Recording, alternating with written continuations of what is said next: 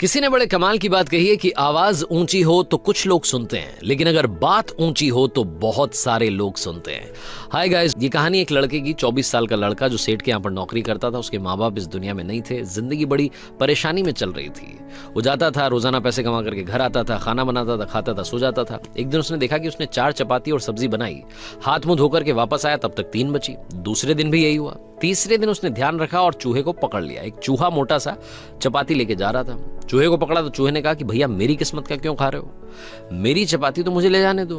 तो लड़के ने कहा बेटा मेरे पास में ज्यादा पैसा नहीं, सिर्फ 4 मैंने बनाई है चपाती, उसमें से एक तुम ले जा रहे हो, मैं क्या करूंगा, मेरी जिंदगी ने मुझे बेहाल कर रखा है। तो चूहे ने कहा कि तुम्हारे सारे सवालों के जवाब तुम्हें एक इंसान दे सकता है। लड़के ने पूछा कि कौन है? तो चूहे ने कहा कि गौतम बुद्ध हैं, उनके आश्रम में जाओ, उनसे अपनी जिंदगी के बारे में पूछो, वो तुम्हें रास्ता बताएंगे कि करना क्या है। लड़के ने कहा बहुत बढ़िया बात है। चूहे की बात मान ली, गौतम बुद्ध से मिलने के लिए चल पड़ा। सेठ से छुट्टी ले ली 5-6 दिन की। रास्ता लंबा था, रात हो गई। इस लड़के को कुछ दिखाई नहीं दे रहा था। थोड़ी दूर पर एक हवेली दिखाई दी, वहां गया, जाकर के शरण मांगी।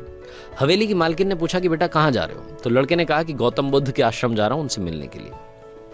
तो मालकिन ने कहा कि बहुत बढ़िया जगह जा रहे हो, गौतम बुद्ध से हमारे एक सवाल का जवाब लेकर के आना, अगर वो सवाल का जवाब दे दें। तो लड़के ने कहा जरूर, आपका सवाल पूछूंगा, बताइए। तो हवेली की मालकिन ने कहा कि बेटा मेरी 20 साल की बेटी है, जो 20 सालों से एक शब्द नहीं बोली है, बोल नहीं सकती है। बस उनसे पूछ लेना कि ये बेटी कब बोलेगी। ये बोलते बोलते उनकी आंखों में आंसू आ गए। लड़के ने कहा माता जी आप परेशान मत हो, मैं जाऊंगा और आपके सवाल का जवाब जरूर लेकर आऊंगा।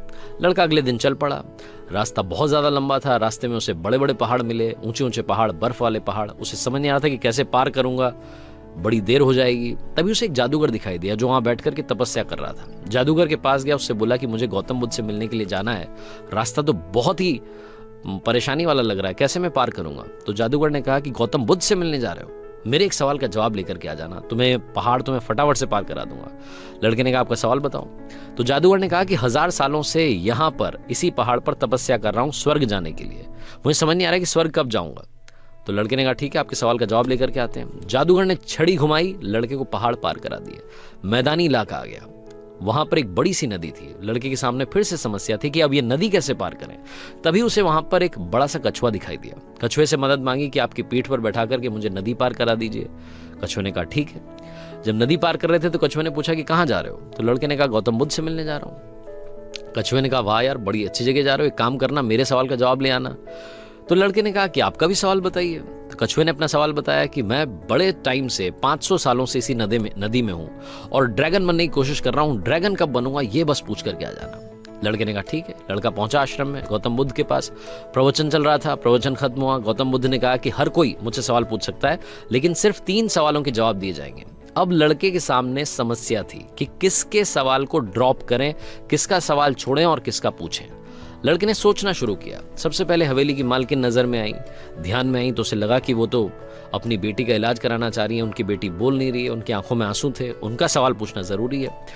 दूसरी जो तस्वीर उसके दिमाग में आई, नजर में आई, वो आई जादूगर की। जादूगर 1000 साल से वहां तपस्या कर रहा है बर्फ के पहाड़ में। तीसरी तस्वीर आई कछुए की, जो 500 साल से नदी में ड्रैगन बनना चाह रहा है। फिर लड़के को अपनी तस्वीर नजर आई, जो सेठ के यहाँ पर एक लड़का नौकरी कर रहा है। लड़के ने सोचा कि मैं तो नौकरी कर ही रहा हूँ, खाना खा ही रहा हूँ, ठीक चल ही रहा है, थोड़ी और मेहनत करूंगा, कुछ बदलूंगा। इन 3 लोगों की जिंदगी में बदलाव लाना जरूरी है, इन 3 के सवाल पूछने जरूरी है। लड़के ने गौतम बुद्ध से तीनों के सवाल पूछे। गौतम बुद्ध ने जवाब दिया सबसे पहले हवेली की मालकिन के सवाल का। उन्होंने कहा कि उस मालकिन की जो बेटी है 20 साल की, उसकी जैसे ही शादी होगी वो लड़की बोलना शुरू कर देगी। दूसरे सवाल का जवाब देते हुए गौतम बुद्ध ने कहा कि जो जादूगर है उससे कहना कि वो छड़ी छोड़ दे, जिस दिन उसने छड़ी छोड़ दी, छड़ी का त्याग कर दिया, वो स्वर्ग चला जाएगा। तीसरा सवाल था कछुए का। गौतम बुद्ध ने कहा कि उस कछुए से कहना कि अपना कवच उतार दे, जिस दिन उसने कवच उतार दिया उस दिन वो ड्रैगन बन जाएगा। लड़के ने नमस्कार किया, प्रणाम किया, चल पड़ा वापस। रास्ते में कछुआ मिला। कछुए से कहा कि भैया कवच उतार दो। गौतम बुद्ध ने कहा तुम ड्रैगन बन जाओगे। कछुए ने जैसे ही कवच उतारा, मोती ही मोती निकल आया। कछुए ने कहा मोती का मैं क्या करूंगा, आप ले जाओ। लड़के को मोती दे दिए और कछुआ ड्रैगन बन गया। थोड़ा आगे चला तो जादूगर मिला। जादूगर को जाकर के कहा कि भैया आपको छड़ी छोड़नी पड़ेगी, तभी आप स्वर्ग जा पाओगे। जादूगर ने कहा ये लो छड़ी छोड़ दी, ये छड़ी तुम रख लो, मैं स्वर्ग चला जाऊंगा। जादूगर स्वर्ग चला गया। और अब आई बारी तीसरे सवाल की। ये पहुंचा उस हवेली में जहां मालकिन ने सवाल भेजा था।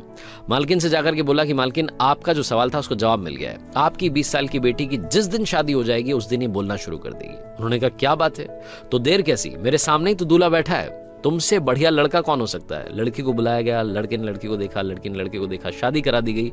और जैसे ही शादी हुई, लड़की ने पहली बात बोली कि आप तो वही हो जो उस दिन रात में हमारे यहाँ आकर के रुके थे। लड़की ने बोलना शुरू कर दिया।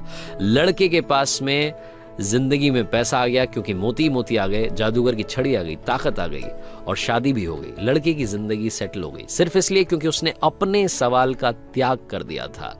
इस दुनिया में जो जहाज होता है जब किनारे पर होता है तो सुरक्षित होता है, सबसे ज्यादा सेफ होता है, लेकिन उसे दूसरे किनारे पर जाने के लिए इस किनारे का त्याग करना पड़ता है, लहरों से भिड़ना पड़ता है, मुकाबला करना पड़ता है। इस लड़के ने जब तक अपना सवाल नहीं छोड़ा था, इसको जवाब नहीं मिले थे। ये छोटी सी कहानी लाइफ में बहुत बड़ी बात सिखाती है। अगर आप